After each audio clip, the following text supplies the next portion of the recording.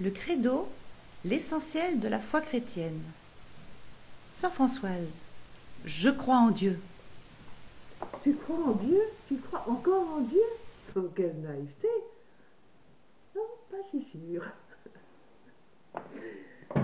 Au cours d'une journée, si nous faisons attention, que de fois nous croyons. Nous croyons qu'il va faire beau, nous croyons que tu vas arriver à l'heure, nous croyons que tu vas y arriver.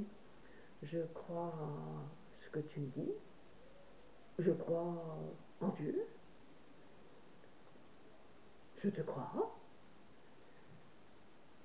Nous voyons bien autant d'expressions qui, dans la vie courante, nous font vivre on ne peut pas vivre sans faire confiance. Sans croire ce que disent les autres. Imaginons un moment, une journée où je ne croirais pas en la personne qui me donne une nouvelle, qui me rapporte quelque chose, qui me demande quelque chose. Si je doute, eh bien, mais vous voyez, la vie serait intenable, insupportable. Faire confiance, un minimum de foi dans les autres. Dans la confiance, il y a le mot foi.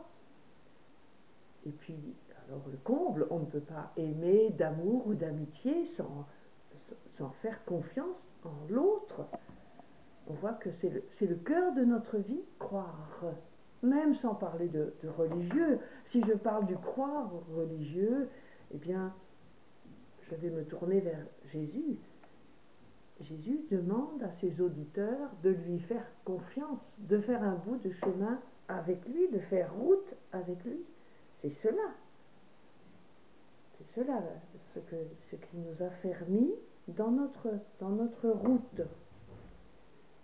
Parce que j'ai dit, je viens de dire le mot affermir, eh bien c'est se développer, c'est croître. Et notre foi, eh bien, elle demande à faire aussi un pas à chaque fois que nous disons oui, que nous donnons la parole à l'autre. Et Dieu nous demande que notre foi grandisse, qu'elle engage toute notre personne. Ce n'est pas simplement du bout des lèvres, ou bien, eh bien c'est un oui, je crois, mais ceci ne m'engage pas. C'est vraiment un engagement qui fait appel à notre liberté. Ce n'est pas une idée, c'est une vie. Je pense qu'on l'a un peu compris, parce qu'elle doit devenir expérience, notre foi. Paul va parler de l'activité de notre foi dans sa lettre aux chrétiens de Thessalonique. Et Saint Jacques, lui, nous dit cette chose terrible. À quoi cela sert-il que quelqu'un dise « j'ai la foi » s'il n'a pas les œuvres? Autrement dit, s'il ne met pas en acte ce qu'il croit.